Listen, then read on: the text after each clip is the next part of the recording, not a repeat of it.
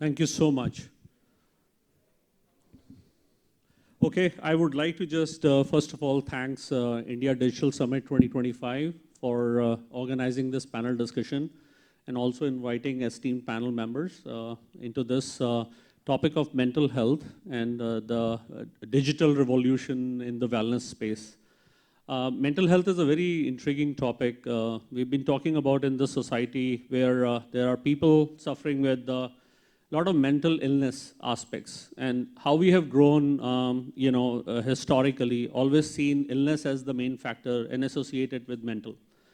But as we graduated and moved and the awareness grows, we started getting to know more about the wellness side of it. And subsequently, there is a rise of this mental health. We see a worldwide initiative that is coming across India. Some of the developed countries have already taken a step forward by setting the policies, compliances, very early in the stage. India took its side roughly in 1983 by setting the policy to start the mental health. And then subsequently, the advancements happened in 2013, and then subsequently in 2022, to start setting up the digital journey in the mental health space. With that note, there is a huge market potential that gives the number very significant in 2024, roughly $0.46 billion, $0.46 trillion worldwide, where the market is investing. And if this is happening, why India is behind? So there is a lot of disruption in the space. We see already thousands of apps that are coming and are in the quest of this digitalization. Having said that, the rise is all because of the many growth factors that are coming through. Telemedicine has taken leaps and bounds post-COVID, post-pandemic. And then it is also a very promising at a growth of $800+ billion by 2030. Rise of smartphone adoption, that is happening. Today, the last year numbers are close to 78%, but there is an anticipation by 91% in 2030. So if we go with that kind of an adoption of digital devices, platforms, and the disruption of wearables that is also coming through, I think there are a lot of neuro devices that are also coming into play. And we see as a tech company a lot of integration work that is happening across use of wearables and our smart devices, consumer devices. And especially, we have an experience of working while procuring those devices around 7-8 years back from China, start customizing. But today, if you see, the world is also moving towards the digital therapeutics. And that means you have to vet things more clinically to make it more effective. With that note, I would like to welcome all the panel members and get started to know their self. If you can give a quick introduction about yourself. Sure. Hi, everyone. My name is Nitin. I'm the founder of Parentune. And my background has been largely in consumer insighting, consumer research, brand building, and then building various businesses. I've been building Parentune for the last 12 years, and Parentune today is the largest Indian parents community supporting parents to do what is right for their child. So that's what we do. Brilliant. Over to you, Anshul. Hi, everyone. I'm Anshul. I'm the founder and CEO of Evolve.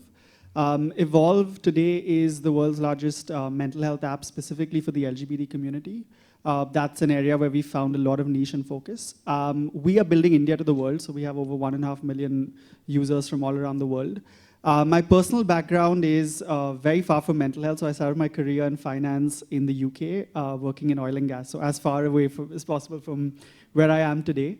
Moved back to India after 3.5 years of that, joined an early stage startup, really understood how tech products are built, got my hands dirty there, and then one thing led to another, and I started Evolve. Evolve's now about 4 years old, and yeah, really excited to be here. Hi all, my name is Amit. I am the founder of Mitsu. So personally, I am an engineer, but I largely worked in consulting and then later on in financial services. I have a lot of interest and passion in healthcare. That's been my area of calling, and mental health specifically is very close to my heart, also given my own journey with depression. I founded Mitsu about 2 years back, but we have been in operations for about 15 odd months. So still early days, but very exciting. We are building different models of mental health care, and the idea is to make it more accessible, more affordable, while keeping the quality and clinical effectiveness. So that's been the motto, and happy to be here and discuss. Hi everyone, I'm Aakriti. I'm the founder and CEO of Kaha. Kaha is a mental health platform, and we work with individuals and different orgs as their mental health partners. I'm a therapist myself. I've been doing this for about 13 years now. And about 7 years ago, I started Kaha, essentially because I felt that in the corporate sector, there were a lot of people who didn't really know how to, everyone was building amazing products, but they didn't really know how to sort of sustainably take care of themselves. So I started noticing a lot of trends in terms of stress, burnout, anxiety, and to sort of combat that and help people take care of themselves better, that is how Kaha was born.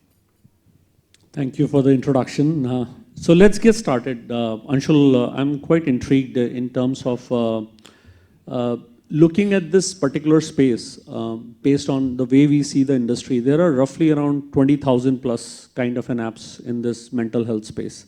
And it's a very cluttered space. So when Evolve came in, what kind of void you saw in the market, and how and what Evolve is doing in terms of grabbing that opportunity and also doing it, solving that? Yeah, you mentioned the number 20,000. I think when we started Evolve, that must have been probably around 2,000 or 3,000, and that was before COVID. So it just shows you how the market, and it's always a good sign for us when we see new companies still wanting to build new digital products. It's honestly a very good sign because fresh energy is coming in, smart people are still entering the space. So when we started Evolve, that number was nowhere close to 20,000. One of the things that I did before starting Evolve is for about 2 years, I used to facilitate workshops. So as a passion project, I used to actually collaborate with a lot of psychologists, coaches, different wellness experts, even doctors, and just hold these workshops for people. And through those workshops, what I began to really understand was this concept of how you hold space for someone, which is very important. Every therapist would do it, and Aakriti can probably talk about it.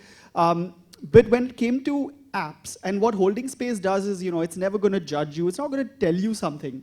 It's not going to be like, oh, this is your stressor, this is what you need to do. It's really creating that safe space for you to work on yourself, right? And that is what I personally found missing in a lot of apps at that point. And so our first thing that we did when we were prototyping Evolve was also how do we, really break down this concept of holding space for the user and bring that into a digital product.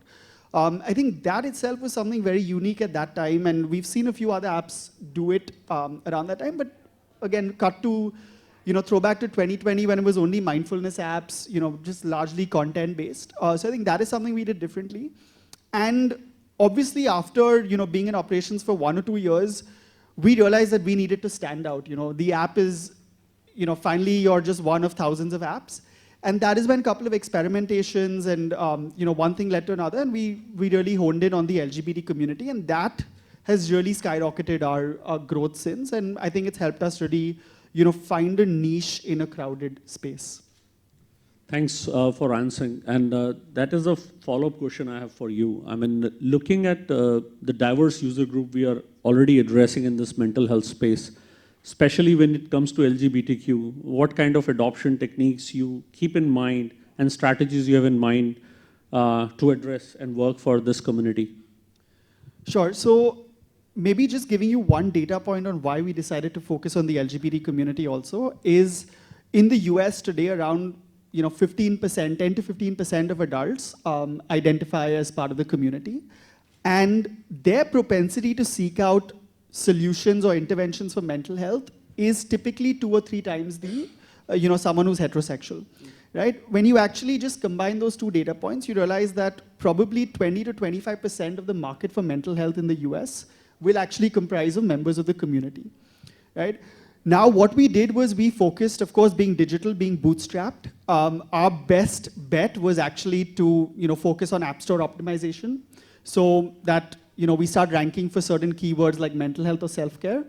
And the other thing that we did very simplistically was we called ourselves out as an LGBTQ first app, right? So our icon, revealed it, our description revealed it. So what this meant was that someone from the community who is searching for an app, if we're ranking in the top 5 or top 10, they're automatically going to click on us, right? Just because of the positioning.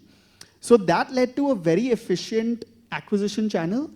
And after that, obviously, it's been, ensuring that it's a high quality product such that users want to talk about it and word of mouth. So we've had, a lot of cases where users will share it on Discord channels or WhatsApp groups or Reddit groups, and that's kind of how we initially grew. Thank you. Over to you, Nitin. Parentune, I mean, person like me, when look at this as a brand, I started feeling it's about tuning the parent. And it's a very specialized area within the mental health space. And looking at the ethnicity, demographics, what we are targeting, how you end up venturing into focusing around the parents? I mean, how was your journey? Gaurav, just want to, first thing first, we are not tuning the parents, we support parents, right? And the tuning bit, I can understand why you would have thought about it, but the whole genesis of the tune comes in from helping parents so that they could be in harmony, they could be relaxed about their parenting style, and that's the tune, the harmony. That's where the tune comes from in Parentune. How it all started for me was when I moved from a large FMCG organization called L'Oreal, and I moved from L'Oreal to a very large enterprise business which was trying to build an education company. And that journey was really conscious. It was coming consciously to me from the fact that I would be part of doing something which is really impactful. So that's how my entire journey started, and I started interacting with parents. And at that point of time, we built the first preschool chain in India. It went on to become the largest preschool chain in India. We went IPO from a business perspective, so there was a lot of business markers also which came through. And in that journey of 3.5, 4 years, I interacted with a lot of parents. And every time I would interact with parents, they would ask us questions which we were not equipped to answer as a preschool educator. And these are questions about, my child is aloof, my child's really stubborn, what do I do for my child's nutrition, how do I go about, containing my anger, and so on and so forth, right?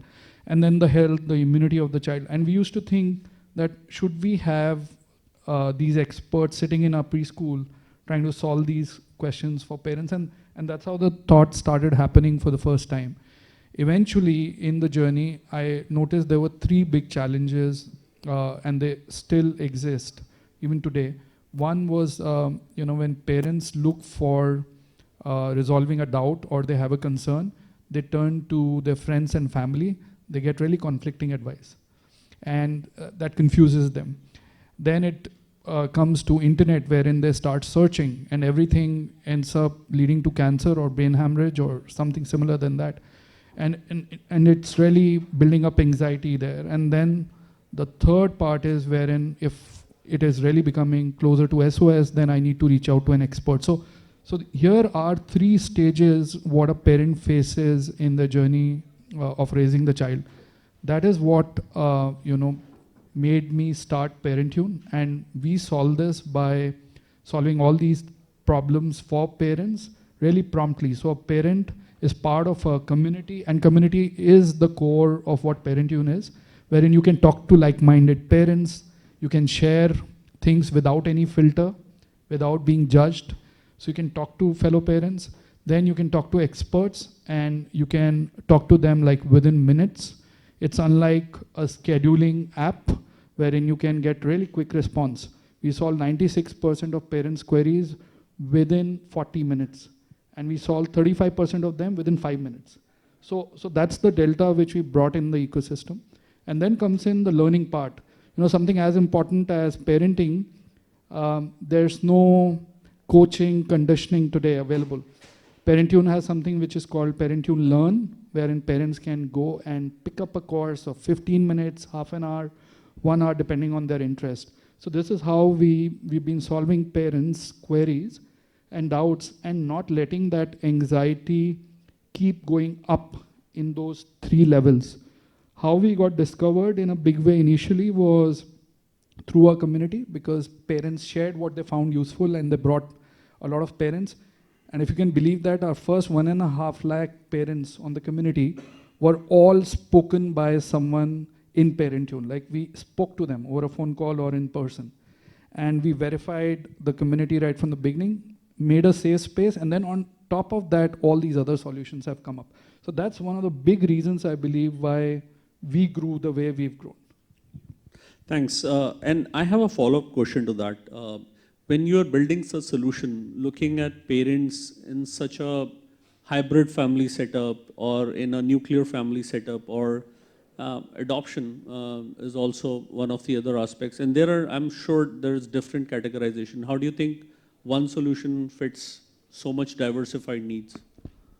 You're bang on. So if you look at Parentune, when you're onboarding on Parentune, it's a closed network. So the moment you get in, you share what parenting stage are you and what are your preferences.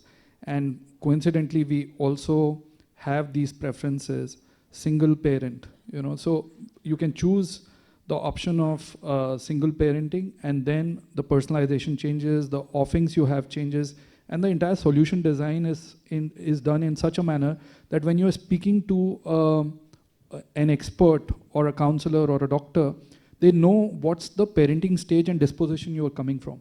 And that's the benefit of having a closed network, right? Similarly, adoption. And adoption is something which we just started 1.5 years back. Still a lot of work to do there, but at least the community knows parents who are coming from a certain preference or disposition. So everyone is that much more sensitive, sensible while helping them.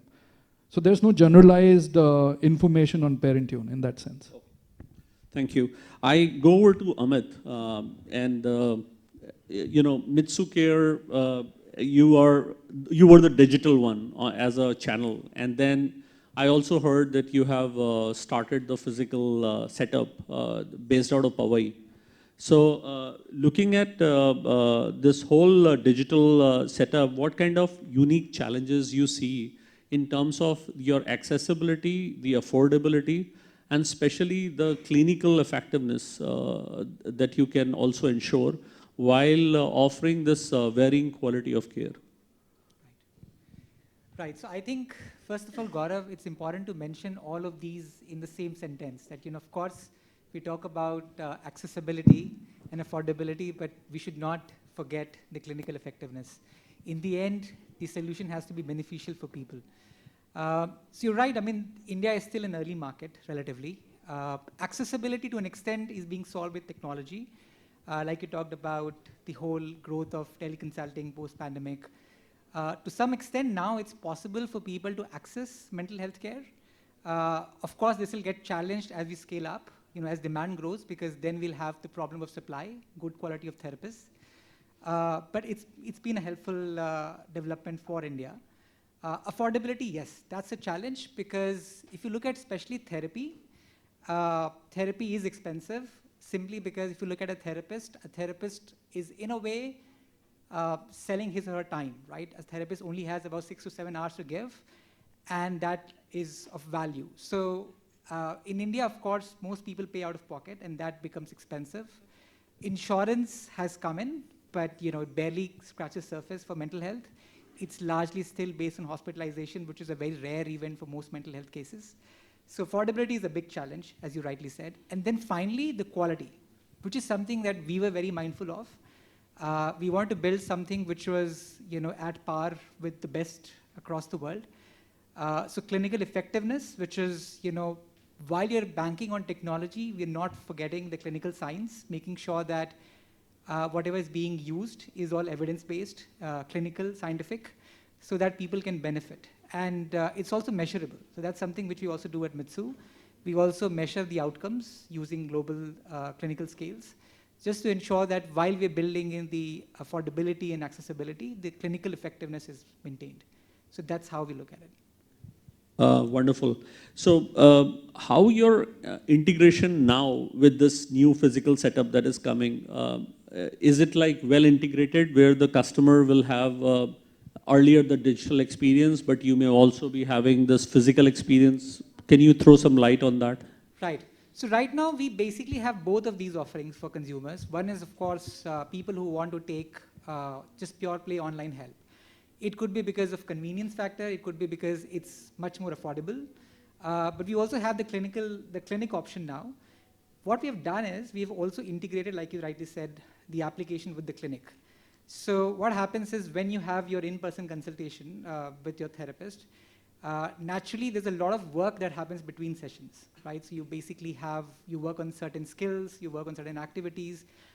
A lot of that now happens with the application, right? So we already built a beautiful program. So now what happens is based on the content of the session or consultation, your therapist might assign you certain work. That is how you really build skills. That's how you really build this as a lifestyle, as a long-term habit. And that's what the app is enabling. So it's basically sort of a step up on a pure play clinic model, bringing the benefit of online experience. And that also gives us access to better data, better tracking, all of that together with the physical access. So for us, it's basically like, we now have a more width of offering. So, along with the online, we have this physical plus online model for people to take. So again, one more follow-up question on that. As you said, it's a very data-driven solution that you have. Looking at this, I also noticed that you have a very impressive results in reducing the anxiety and anxiousness, and you have also claimed some numbers on your website. Yeah.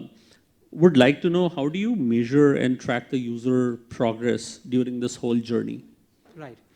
So that's a very important question, Gaurav, and thanks for asking that. So like I talked about the clinical effectiveness being very important. So what we do is we've basically, for especially anxiety and depression, we use 2 clinical scales which are used across the world. These are called the PHQ-9 and G87. If you look at most of these studies, clinical trials, even for medication, use these as parameters for improving the effectiveness. So what happens is whenever someone joins the program, they start with a baseline score. And then we measure the outcomes as a result of the program midway and at the end of the program. So that basically gives us the confidence that the intervention is effective. And like I said, because these scales are used globally, when we state these numbers, people respect it because these are scales which are used across the world, not something that we just came up with. So that is, of course, one factor. The second, of course, is always going to be also subjective. So along with the objective measurement, you also look at what has been the change in experience for the user. So you also get that informally, from the user. But the objective helps us build that scientific credibility that we're doing this in a more data-driven way. Thanks. Over to you, Aakriti. I mean, He's Kaha stolen mind. all my answers, Yeah, actually. it doesn't matter. The topic is so intriguing. I mean, there are many. So Kaha was based out of Bangalore, the Yes. way I see, and then you also started your setup in Delhi. Yeah. But you also have this whole digital presence, so it's almost like phygital ways of managing the health side of it. So would like to understand with this physical setup in Bangalore and Delhi, and then it's great. But same time with your digital channels, what kind of gamification techniques or you see a role play that comes in ensuring the mental health topic more approachable and less stigmatized? Yeah. So we're all therapists at Kaha Mind. And every product built at Kaha Mind is being built by therapists. And the reason we're doing that is because a lot of therapeutic interventions get integrated into this. So it just sort of makes more sense. Now, you spoke about gamification of a lot of the content and a lot of mental health topics. Gamification is something that you can measure, something that engages the individual. So something as simple as setting goals or measuring those goals or giving homework. These are all things that therapists anyway use in their sessions. They're all part of like your CBT, your narrative therapy. It's all a part of that. And we sort of just integrate this into the content that we're doing or the workshops that we create. So it's sort of taking these different therapeutic modules and sort of integrating it into the work that we're doing with people. So it's a lot of like helping them measure goals or helping them set goals. While these sound like very basic, simple things, it's not actually that easy for people to do. And yeah, so that's how the gamification process pretty much comes into play. I also see, besides the consumer side, you're also working extensively with the corporate world. Yes. If you can throw a bit more light, like we in Nagarro are also very much focused on the mental health side of it. We run a lot of initiatives, mental health days, and then apps, and then corner to talk about and get assistance. But same time, when you get into the corporate world, what do you think in terms of working out so well in that space? Yeah. So it's actually one of our biggest verticals, the B2B side that we do, where we work with different corporates. And the reason, that was actually the birth of Kaha Mind. When I had my own private practice, I was seeing a lot of individuals coming in from high growth startups. They were building amazing products, but of course they had mental health concerns and they didn't know where to go, whom to go to. They didn't know the difference between a psychiatrist and a therapist. Something that might seem so simple. And the thing is, when you're going through a mental health issue or crisis, the internet is not your friend, because the internet is just telling you that you've got everything wrong with you.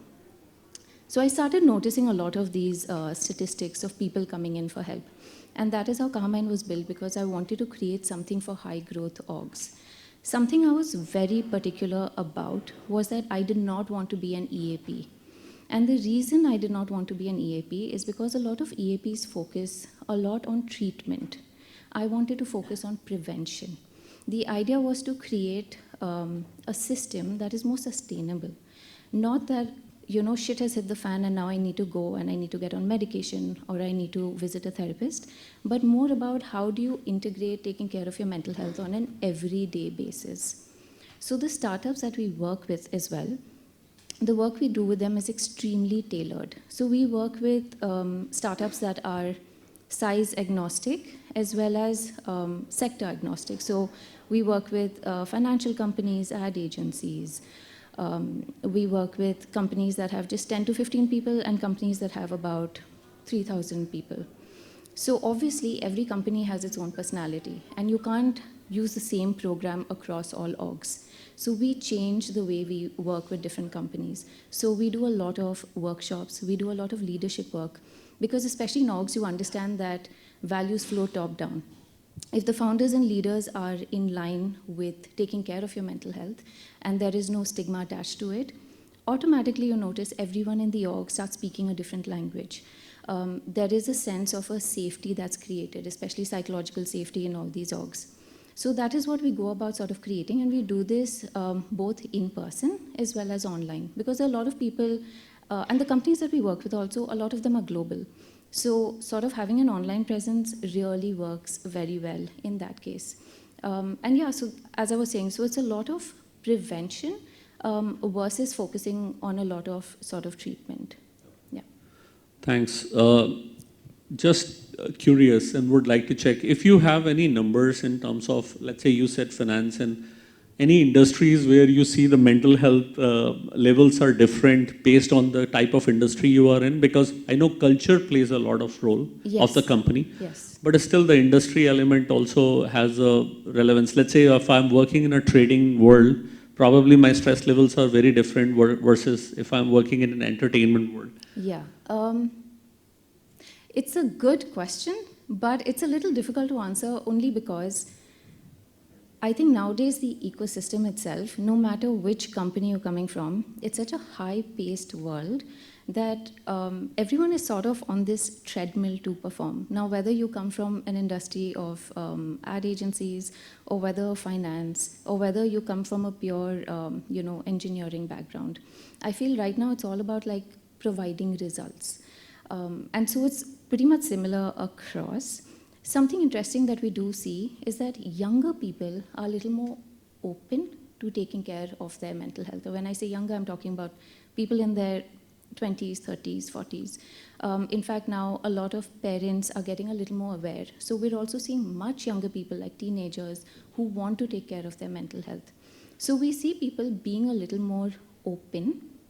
And in terms of different companies, throughout the year, we see maybe teams like your customer service team feeling the pressure a little more compared to maybe other teams, or sometimes your sales team that feels the pressure a little more. Yeah. Thanks. When it comes to mental health, and I know Anshul can also answer it, and same time, I would like to first take it from you, Nitin. COVID really had the positive and a negative impact on our society, depending on how one has suffered at what scale. There was hardly any space in that isolation to come up and help someone can help you to in the moment of grief. Do you see any role through these digital channels or ways? Because during that time, the whole life was shut. I don't know what you may have done at that phase of that life of during that COVID, where communities or the caregivers some way get connected and offer that moment of grief and support and able to overcome that loneliness. Right. So, pandemic was, first of all, for even our own team, we thought game over when it all started, right? And I think most of the entrepreneurs would tell you, they thought that it's all going to shut down now. Things are going to go bad. But through those 2-3 months of the first lockdown and then what happened eventually, I still remember distinctly, we started getting almost every third day outage of cloud. We were getting too many parents coming in, asking a lot of queries, and while they were trying to help each other, these were questions which never came up earlier in the community context. So these were new kind of questions. One of the biggest challenge during that time was children losing parent. And when the COVID wave, the first wave ended, a lot of children lost both their parents or one of the parents. And that was the first time that we thought we would want to speak to the child. As Parentune is focused on parents, we had never spoken to children before. So I remember we doing back-to-back sessions with our child psychologist and clinical child psychologist on dealing with grief. And those sessions used to be like completely full, 10,000 users, 10,000 parents, within a span of 45 minutes, the session, becoming extended to 1.5 hours. And people have really come back to us and given us a lot of love for that work which we did, because initially there was no one solving that. And children could not go to a therapist at that point of time because you couldn't step out of the house. So that was one.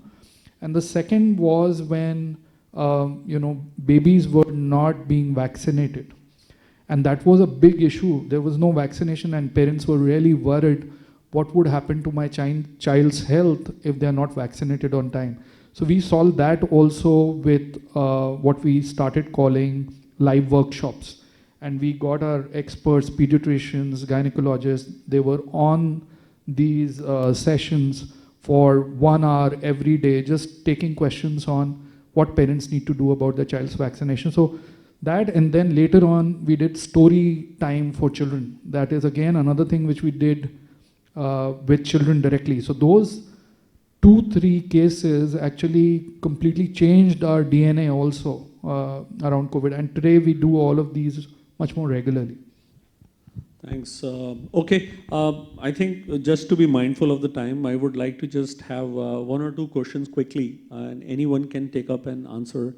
We are talking about the digital evolution era, right? And if it's all about digitalization, then probably there has to be some kind of a tech play, which people may be intrigued or interested in knowing what we may have done. I know you have done, or you are investing in the space of AR, VR. Would you like to throw something, how it is helping, aiding in terms of helping or having the effectiveness of that therapy? Sure. So I think it's in our DNA to be more digital than the service side of things. So for us, it's constantly just knowing what's happening at the technology forefront. So I think 2 things that we're looking at integrating. One is of course AI. The second is on AR VR. So we are fortunate to actually be working very closely with the Apple team So as you all know, the Apple Vision Pro is now out, version 1. We've done a few sessions in just understanding what the possibilities are, and then even internally in our team, we're sort of trying to upskill people now on this specific development kits that will be used for AR. One very interesting use case that I feel is going to emerge, specifically with things like the Vision Pro, is going to be for interventions related to things like OCD, right? So OCD or let's say PTSD, right? So someone who's, let's say, scared of, let's just take an example of someone who's come back from a war, right? For them, PTSD is real, and you can actually use some of these AR, VR environments to simulate those in a slightly more gentler manner and, in a more regulated way, actually be able to monitor some of the, the parameters and what's actually the physiological symptoms of the anxiety. So I think it's honestly very fascinating. If I think back to 2008 when the iPhone first launched and, nobody knew what would happen. Yeah, for us, it's like, saying that let's take a bet on AR, VR, and see what happens with mental health on those platforms. Lovely. Would you like to add something in the space of data or AI, anything? Yeah. So, for us, there were two big problems. One was that how do we personalize, and second, how do we predict what is going to be helpful for a parent? And for that, we started working back in 2016 when machine learning AI was not the buzzword. And we started working because the context was, how do you personalize basis, parents, disposition, their stage, and their behavior? And what we've managed to do is, by using machine learning and deep learning models, we are able to predict what is going to be next relevant for the parent in their immediate journey, even in the same session. So that's one play where we've used a lot of machine learning and NLP and created our own deep learning model. The second one is a pure play of MLAI, which we did start working on in 2017. Very interesting experiment. We said when parents come back, the problem for us was, how do you choose to be effective for a parent, and the parent has to give you that signal. So we started solving that problem by doing manual intervention first. So you asked a question, we said, okay, the questions which come last need to be answered very quickly. So how do you reduce your response time? And we called this science the first response time, FRT. And we started working on this manually first. And then we realized that actually if we use machine learning, AI, NLP, we can actually solve this problem. And we can add promptness to what we do for parents. And that is what we did, and we call it instant response, completely proprietary, developed by our team, in-house by the Parentune tech. And it is a use case which works really well when you have a lot of data. And that was not a problem for us on the community. So today we use instant response, and we solve 35% queries with that tech within 5 minutes for a parent. And I'm talking about accuracy of 75 to 80%. That's where we are.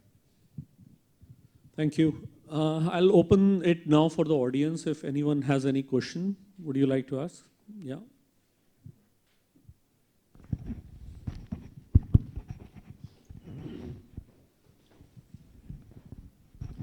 Thank you. I'm Gaurav, Software Engineering Manager at Gartner.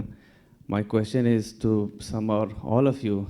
Essentially, each one of you are focused on a certain niche of audience, right, for mental health. I think something that's not yet being talked enough about is specifically the niche for men's mental health. It's gaining traction. People are talking more and more about it. But I think we still have a lot way to go. I was reading this research somewhere that said 1 in every 3 men have never cried in front of anybody in their entire life. I think that's just shocking, right? So my question is, if a young entrepreneur wants to enter this niche, how do you get men to adopt it? Like, how do you build that trust? How do you open them up? What are your thoughts? I just, did last year, I did something similar. I opened up a session called Safe Space for Men. And this was coming in for men who would not share. And I completely agree. So I actually can correlate to what you're saying. But I think that's the ask today. Can we first create a safe space where men can talk without filter? And it's not a gender thing, but you're right, how men were conditioned at various stages and various generations has been very different. And perhaps it can all start by building a safe space, a community, where men can talk. That's my 2 bits. Okay, thank you. Anshul, maybe you can comment. Yeah, are you looking at this as like you yourself as an entrepreneur wanting to enter this space, or? No, it's something that we've been discussing with some of my friends. So see, I'm in the early 30s, and I think coming from a typical middle-class Indian family, people in this age group, they do go through a lot of stress, like a lot of at once, especially if you're the only male child. So that's something that this is coming from. Yeah, I mean, again, we haven't really worked with the Indian male audience. I know statistically on our app, only about 15 to 20% of our user base is male. So as a category for mental health, and maybe Aakriti, you can share some light on therapy users and the ratio. But it might actually be interesting to find men who've cried in front of others and try to understand what are the factors that allowed them to feel so safe, right? And then how can you how can you take those factors and maybe create that for others? I don't know. Okay. So we don't work with men or women. We're just working with everyone at the same time. But I feel like what you said is really valid. What I do know is that there is a lot of change that's happening now. The fact that you're even asking this question in front of so many people means that this space, to a large extent, feels safe enough for you to say this, and no one's going to judge you here. I also feel like a lot of terms are being redefined. Things like be a man is being redefined now. And like what he was saying, I think finding a community where there are more people who feel what you're going through, and you can sort of speak with them. It's not only, I feel, about crying, but I think it's about being vulnerable or being able to sort of talk about what you're going through, which is what is looked at as a weakness.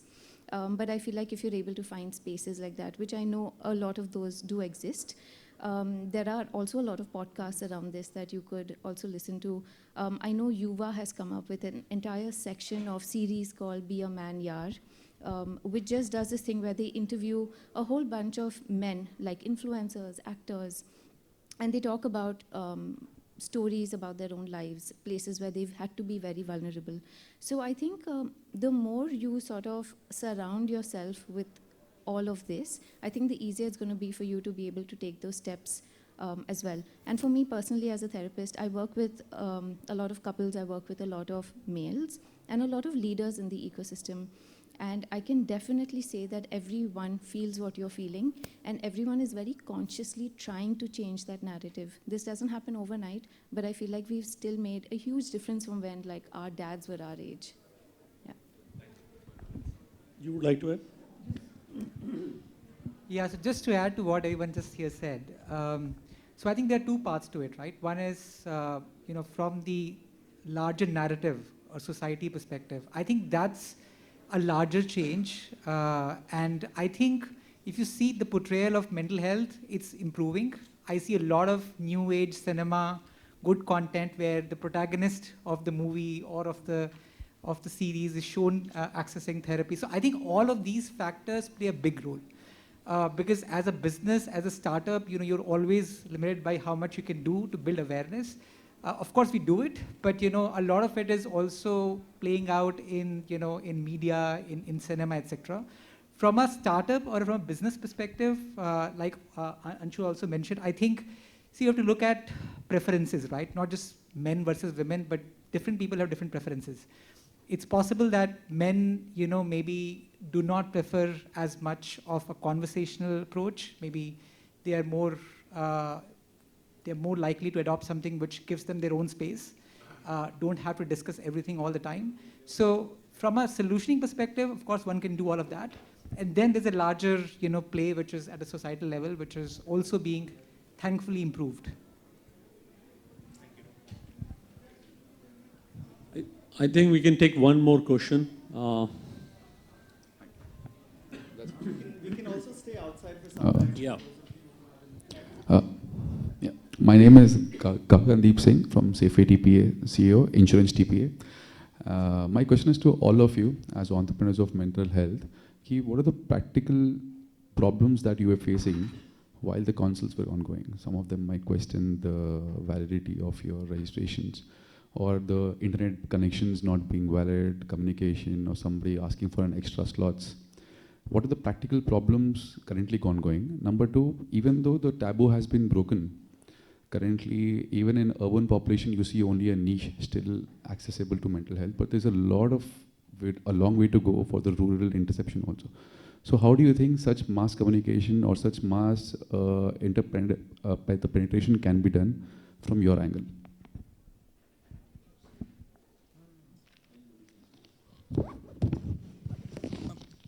Kakadeep, you said, right?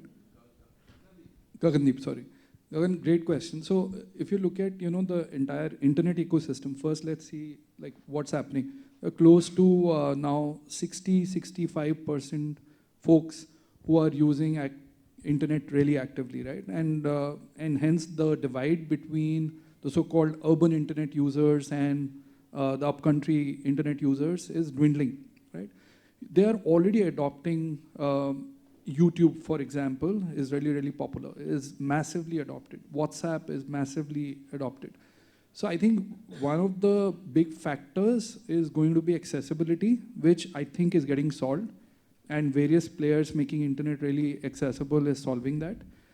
This generation which is coming through now of first generation learners, like children whose parents were not schooled, are now getting schooled as well as getting the internet. So things are changing there. I'm not saying it is happening 100%, but it's happening. So I think the big challenge is going to be to talk to them in a language and in a tonality which is relatable to them, and not just doing what works for a certain user type. So personalization, segmentation, I think those are going to be real challenges. Language adoption with AI is happening at a massive pace. So more and more entrepreneurs today who are building startups, they are adopting multiple languages very early on. So I think that's also helping. So I think these factors, right, accessibility, personalization, segmentation, I think these are going to be big challenges. The last one is affordability. What you're offering today, it is possible the same product which you're offering to one consumer at a certain price, you can offer the same product to another consumer at a different price. So again, this pricing basis, what the segment you're serving is going to be like really important. So affordability may be the next. And with that, the scalability also that kicks in. Then it reaches to the affordability element. So effectively, it's all data-driven, and I would like to thank all my panel members. I'm sure we touched in various aspects of the mental health. We talked about a lot into the personalization element, for sure.